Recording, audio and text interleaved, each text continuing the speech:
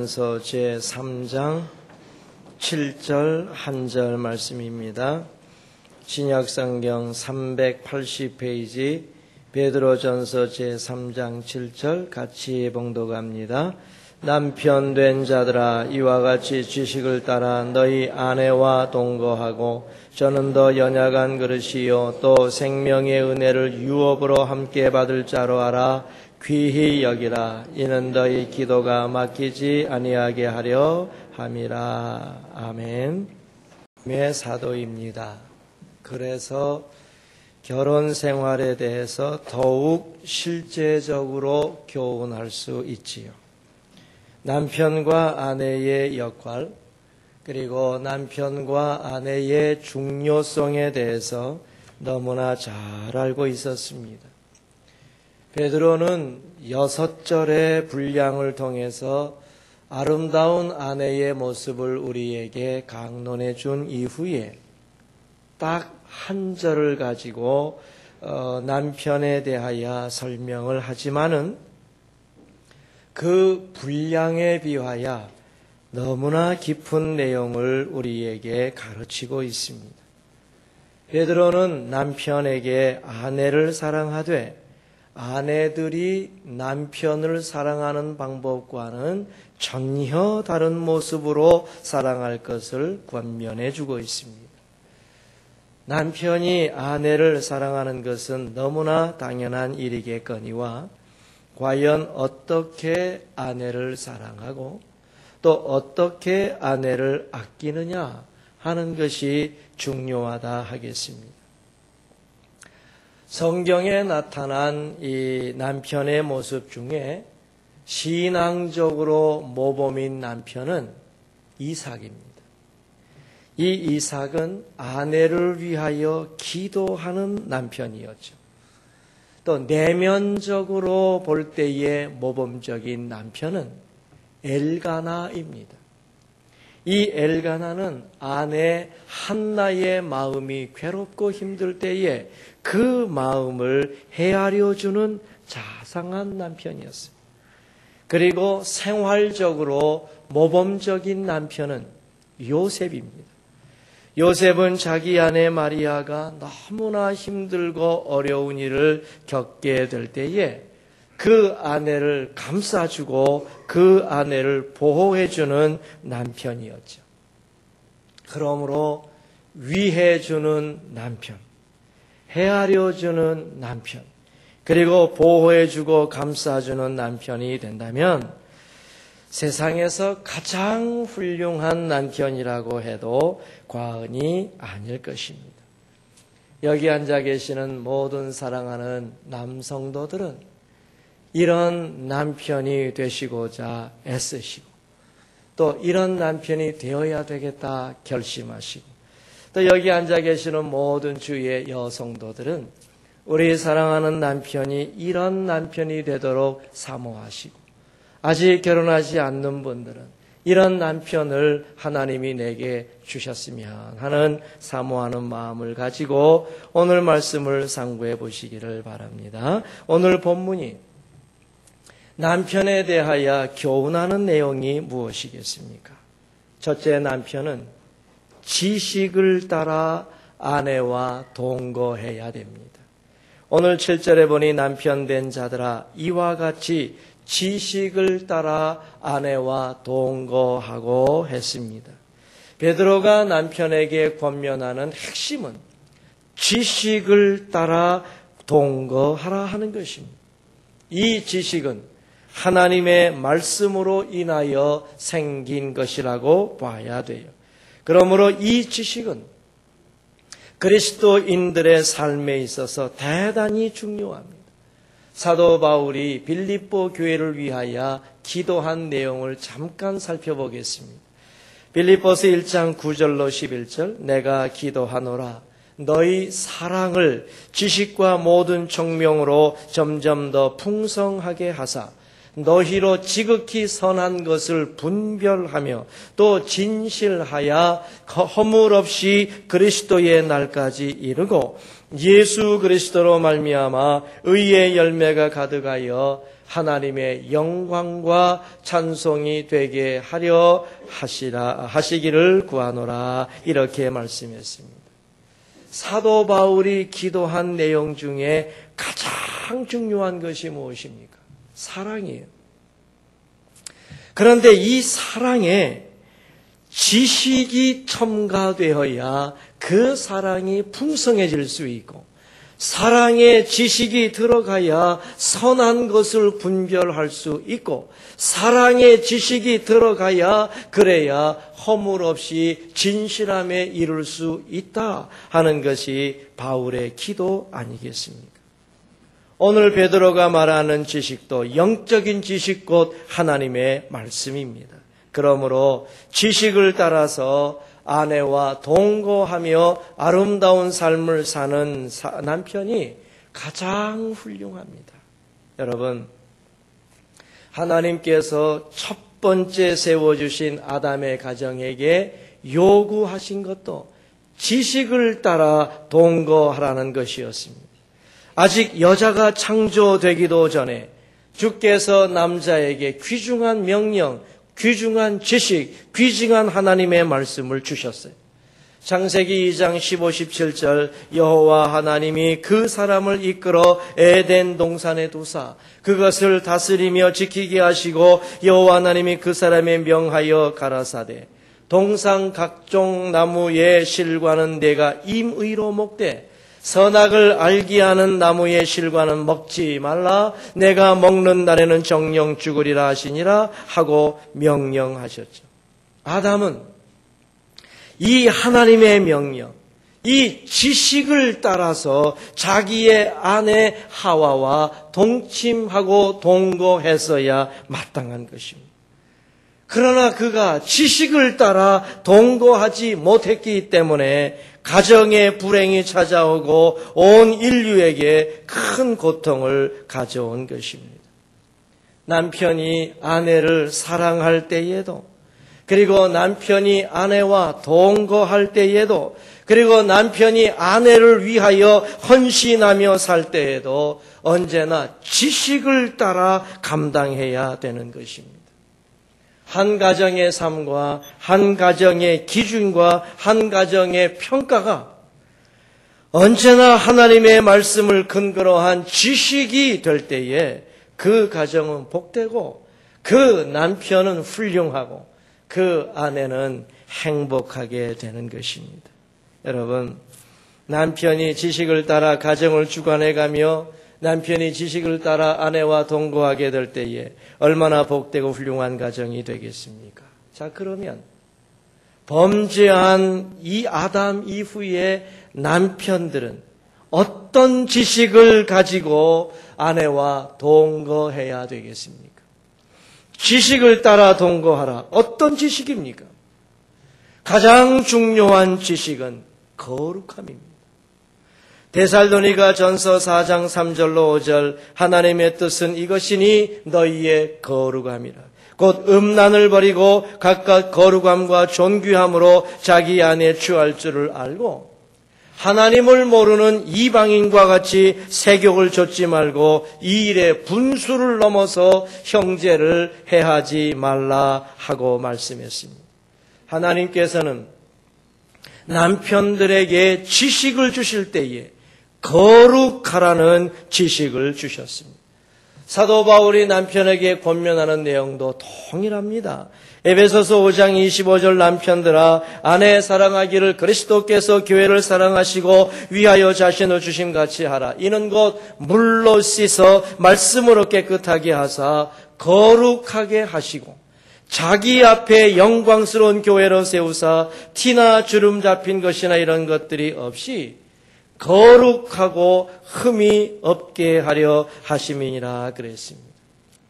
하나님의 거룩은 유일함에서 나옵니다. 하나님 홀로 하나님이시기 때문에 거룩하신 것입니다. 그러므로 거룩은 다른 신을 섬기는 것을 용납하지 않습니다. 하나님만이 하나님이시기 때문에 하나님만을 하나님으로 섬기는 것이 거룩이기 때문에 다른 것을 하나님에게 대치해버리면 거룩이 깨지는 것입니다. 동시에 하나님의 거룩은 홀로 공의로우시고 홀로 선하시기 때문에 거룩하시다 말씀하는 것입니다. 그러므로 거룩은 죄와 불의를 용납할 수 없는 것입니다. 하나님이 한 분이시기 때문에 거룩하시고 죄와 불의를 용납하실 수 없기 때문에 하나님이 거룩하신 것입니다. 이제 하나님께서 내가 거룩하니 너희도 거룩하라 이렇게 말씀하셨습니다. 그러므로 남편들도 거룩하라는 하나님의 말씀의 지식을 따라 아내와 동거해야 돼요. 아내 이외에 다른 존재를 인정하지 아니하고 그리고 아내 이외에 죄와 불의를 이렇게 자기의 가정에 기숙하지 못하게 하는 말씀의 지식을 가지고 아내와 동거해야 되는 것입니다. 이런 남편을 손가락질하는 다른 남편은 오히려 비겁하고 용기 없는 남자일 뿐입니다. 왜 아내 한 여자만으로 만족하냐? 이렇게 말하면서 참으로 손가락질하는 다른 남편들은 비겁한 사람들입니다. 그러므로 남편들은 하나님이 주신 말씀의 지식, 즉 거룩함을 따라서 아내를 가장 귀하게 여기고 아내 이외에 생각하지 아니하고 아내 이외의 죄와 불의가 기숙하지 못하게 만들면서 동거하게 될 때에 하나님의 엄청난 축복이 그 가정에 임하게 만들 줄 믿습니다.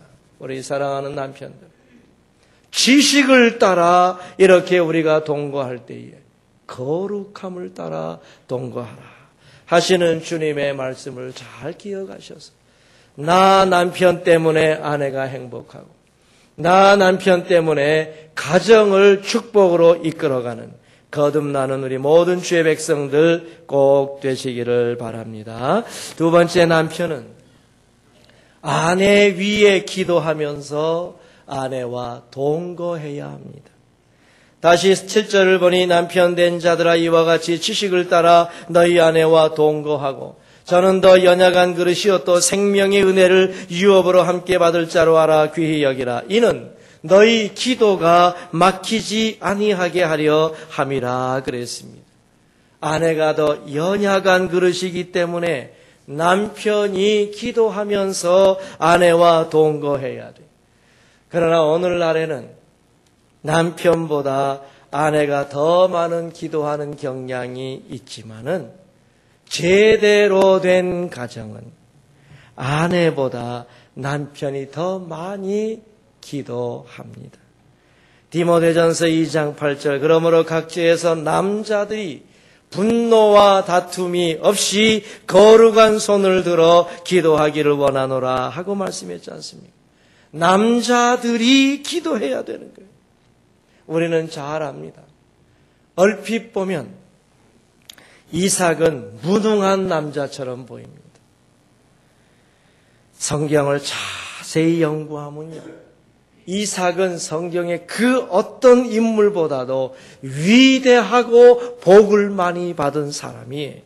이삭은 결혼한 후 20년 동안 아내를 위해서 기도했다 그랬어요.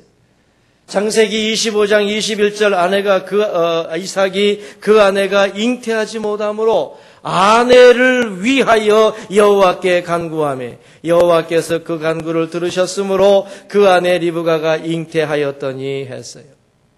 기도만 하는 무능한 남자처럼 보입니다. 야곱과 비교해 볼까요? 야곱은요, 라헬을 연애해서 불같이 뜨겁게 사랑했어요. 창세기 29장 20절을 보면 야곱이 라헬을 위하여 7년 동안 라반을 봉사하였으나 그를 연애하는 까닭에 7년을 수일같이 여겼다라 그랬어요. 이 라헬과 동침하고 싶어가지고 7년 동안 일하는데 불같이 사랑하는 마음 때문에 일주일처럼 보냈다는 거예요. 상당히 주책입니다. 여러분, 이때 야곱의 나이가 75이에요. 한 여자랑 동참하려고 그냥 정신없이 좋아하는 거예요.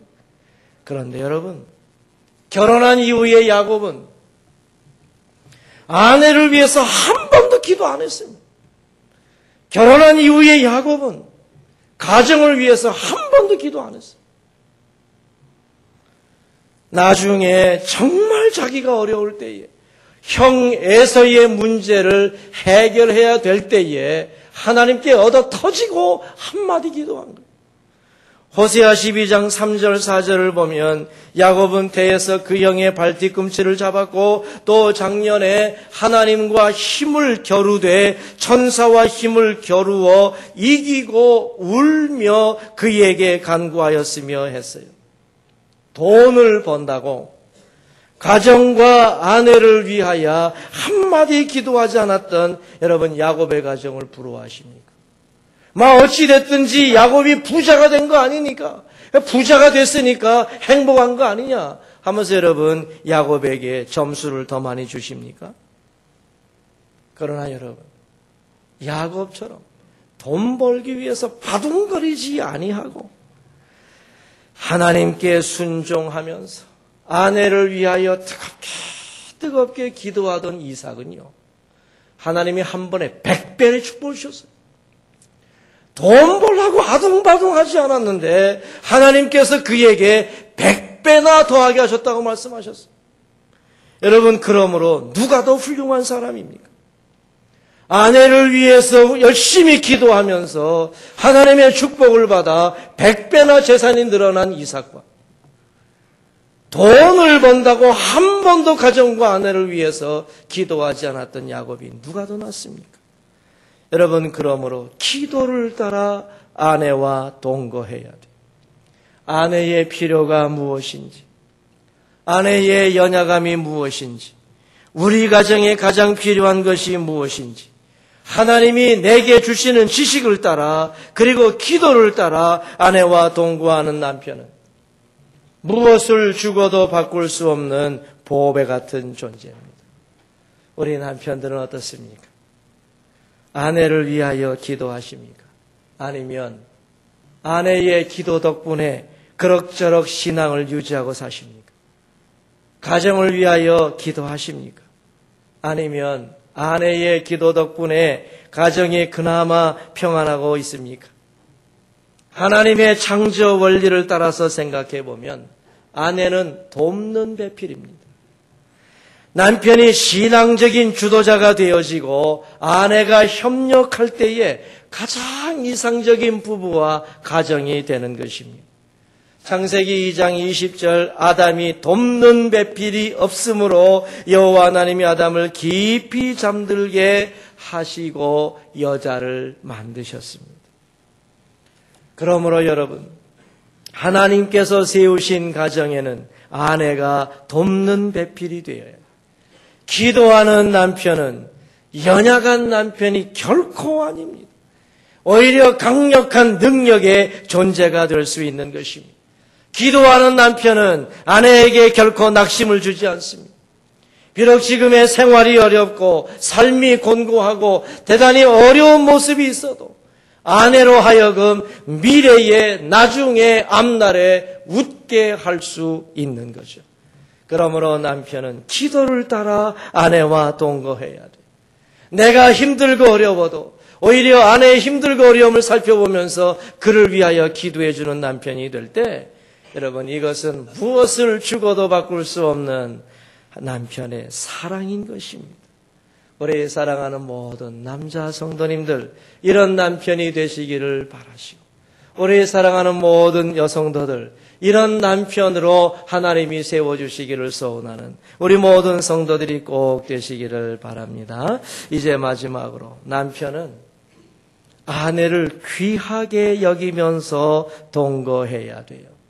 7절 말씀을 보니 남편 된 자들아, 이와 같이 지식을 따라 너희 아내와 동거하고 저는 더 연약한 그릇이요 또 생명의 은혜를 유업으로 함께 받을 자로 알아 귀히 여기라 그랬어요.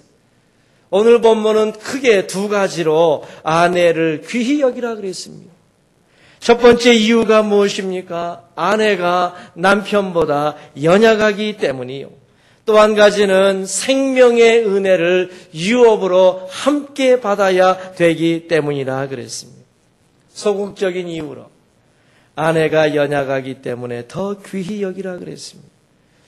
아내가 왜 더 연약합니까? 아내가 남편에게 매여 있기 때문입니다. 고린도전서 7장 39절, 아내가 그 남편이 살 동안 매여 있다가 남편이 죽으면 자유하여 자기 뜻대로 시집갈 것이나 주 안에서만 할 것이니라 그랬어요. 다시 말씀을 드리면 여인들이 아무리 강하게 산다고 할지라도 당시 사회나 오늘날의 정상적인 상황을 이야기한다면 매여 있다는 것이죠. 그 표현이 여자들에게는 기분 좋지 않게 들릴지는 몰라도 그렇게 살고 있기 때문에 남자는 여인을 귀히 여겨야 되는 것입니다. 남편이 어찌 되면, 다시 말하면 남편이 죽게 되면 그 여인은 곧 과부가 되어져서 과부는 하나님이 도우시는 대상이 되기 때문에 연약한 존재인 것입니다. 연약하다는 말은 여자의 존재성이 남자로 인하여 결정된다는 성경의 가르침 때문에 그런 거예요. 또 여자가 연약하다는 말은 여자의 신체 구조와 여자의 기질이 남자보다 연약하기 때문이에요. 그래서 남자 없이 육체적인 격한 노동을 한다거나 또는 격하게 어쩔 수 없이 운동을 해야 된다거나 사랑 없이 일하게 되는 경우 때문에 여자들이 몹시 상처를 입을 수 있기 때문에 그 연약함을 보고 남편들은 아내를 귀중히 여기라 그랬어요. 그러나 무엇보다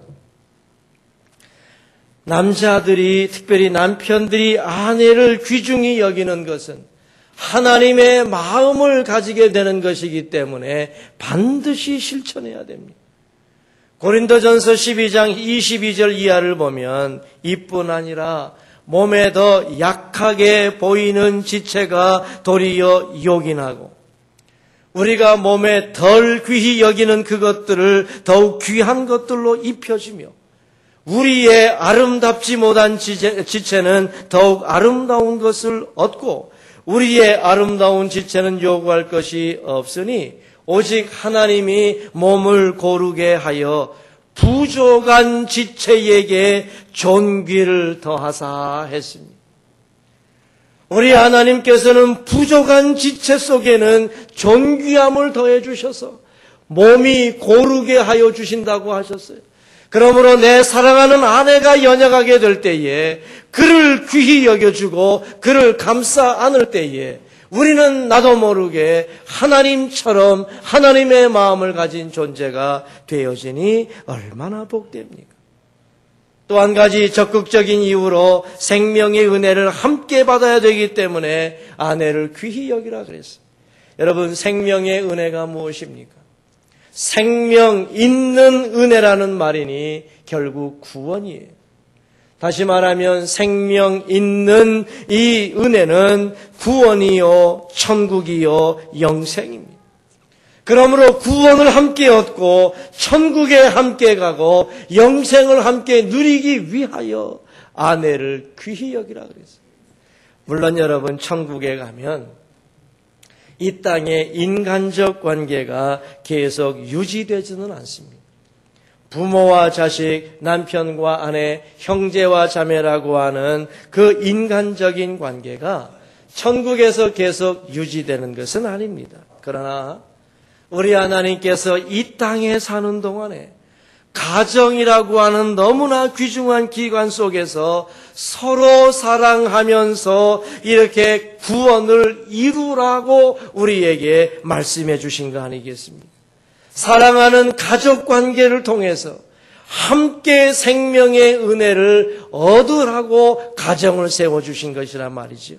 그러므로 남편은 아내를 위하여, 아내는 남편을 위하여, 그리고 부모는 자식을 위하여, 그리고 자식은 부모를 위하여, 형제끼리 자매끼리 서로의 구원을 위하여 애써야 돼요. 너무나 사랑하는 사람들이기 때문에 그를 바라볼 때마다 구원의 은혜를 얻기 위하여 애써야 돼요. 특별히 본문은 남편은 아내와 더불어 생명의 은혜를 함께 받아야 되기 때문에 아내를 귀중히 여기면서 아내와 동거하라고 말씀을 했어요. 비록 지금은 아내가 남편보다 연약하지만 하나님의 나라에 가면 남편이나 아내나 모두가 동등하게 하나님 앞에서 살아가게 될 것이니 지금 연약할 때에 귀중히 여기라는 말씀이에요. 함께라는 말을 잠깐 생각해 보시오. 고린도서 4장 14절을 보면 주 예수를 살리신 이가 예수와 함께 우리도 다시 살리사 너희와 함께 그 앞에 서게 하실 줄을 안다 그랬어요. 하나님이 예수와 함께, 하나님이 주의 종들과 함께, 그리고 하나님이 성도들과 함께, 그리고 오늘 본문을 보면 하나님이 부부와 함께 하나님의 생명의 은혜를 주셔서 하나님 앞에 서게 하실 것이라고 말씀을 해 주셨어요. 그러니 얼마나 여러분 귀하고 감사한 일입니다. 내 아내가 연약하기 때문에, 그리고 내 아내도 생명의 은혜를 유업으로 받아야 하기 때문에 아내를 귀하게 여기면서 아내와 동거하면 이 얼마나 행복한 부부와 좋은 가정이 되겠습니까? 이런 남편들 모두 되시기를 바랍니다. 말씀을 맺지요. 참 재미있는 말씀이 하나 있어요. 에베소서 4장 26절 27절을 보면 분을 내어도 죄를 짓지 말며 해가 지도록 분을 품지 말고 마귀로 틈을 타지 못하게 하라. 굉장히 재밌습니다. 화는 내라. 그런데 죄는 짓지 마라. 이 어떻게 해야 화는 내면서 죄는 안 짓겠습니까? 화는 내라. 그런데 그 화가 하루가 넘지 아니하도록 풀어라. 너희들 분은 낼 수는 있다. 그러나 기도가 막히지 않도록 해라. 화를 내라. 화를 낼 수는 있다. 그러나 마귀가 틈을 타지는 못하게 하라. 이거 어떻게 하라는 거예요? 부부 사이에 오해가 생기고 부부 사이에 말다툼이 생기고 부부싸움을 팍 할 때가 있어요. 부부싸움 하지 않는 비결 하나 알려드릴까요? 결혼하지 않는 겁니다. 부부는 싸우게 돼 있어요. 그런데 오늘 중요한 것은 너희들이 화는 내라. 분은 내라. 그러나 그 분을 해가 지도록 품고 있지만 그 분을 반드시 그날에 해결을 해야 가정의 화평과 화목을 유지할 수 있다는 것입니다. 화를 내고요. 그걸 밤까지 안 풀고 잠자면요. 등지고 자게 돼 있어요. 그러면 그 등이 곧 벽이 되는 거예요. 그래서 그 다음날 되면은 괜히 괘씸한 거죠. 내가 먼저 얘기 안 하고 지가 먼저 얘기해야 되는데 다시 얘기 안 하니까 이게 화가 되는 거예요. 오늘 지났지. 그럼 버티는 거죠. 먼저 얘기할 때까지. 그러다 보면요. 이게 별거 아닌 문제가 큰 벽이 돼요. 화는 내라. 그런데 해가 지도록 품지 마라. 여기 아주 재미난 말이지만 굉장히 어려운 말씀입니다. 어쨌든 여러분, 이렇게 주님이 우리에게 말씀해 주실 때에 하나님의 말씀이 주시는 지식을 따라 아내와 동거하고 거룩함을 가지고 아내와 동거하고 아내를 위하여 끊임없이 기도하면서 아내와 동거하고 아내를 귀히 여기면서 나중에 생명의 은혜를 유업으로 함께 받기 위하여 귀중하게 여기면서 동거하는 그런 남편들이 되시고 이런 남편들을 사모하시고 또 이런 남편들을 주시고자 여러분 모든 성도들이 기도하시면서 아름다운 가정을 이루시는 모든 주의 백성들이 꼭 되시기를 바랍니다. 기도하겠습니다. 하나님 우리 아버지, 우리에게 가정을 주셨습니다. 남편도 주시고 아내도 주시고 자녀도 주셨습니다.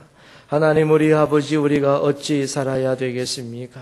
남편들이 지식을 따라 아내와 동거하라고 했습니다.